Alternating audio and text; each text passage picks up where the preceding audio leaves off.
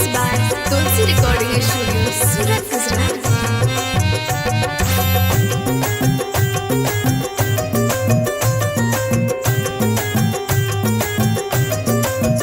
हमको दे दो सहारा मेरी मैया,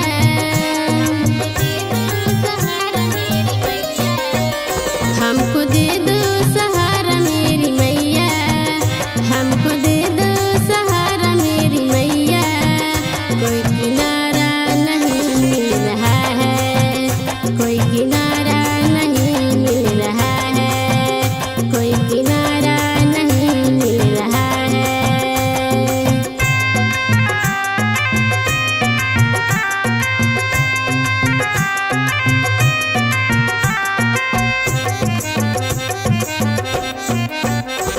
Mixed by DJ Sahabuddin.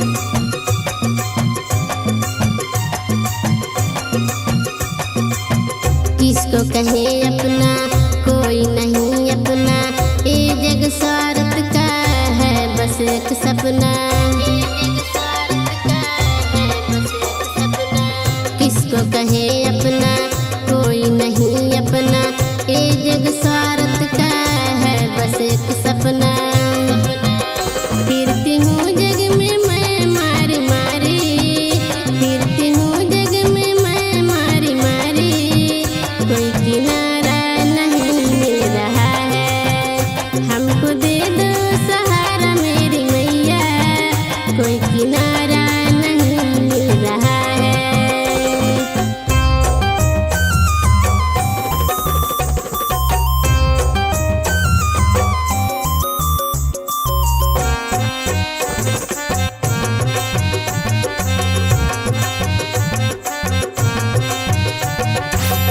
भूखी हूँ मैया, प्यासी हूँ मैया, तेरे दरवाजे पे आई हूँ मैया। भूखी हूँ मैया, प्यासी हूँ मैया, तेरे दरवाजे पे आई हूँ मैया। बिगड़ी बातें बना दो हमारा, बिगड़ी बातें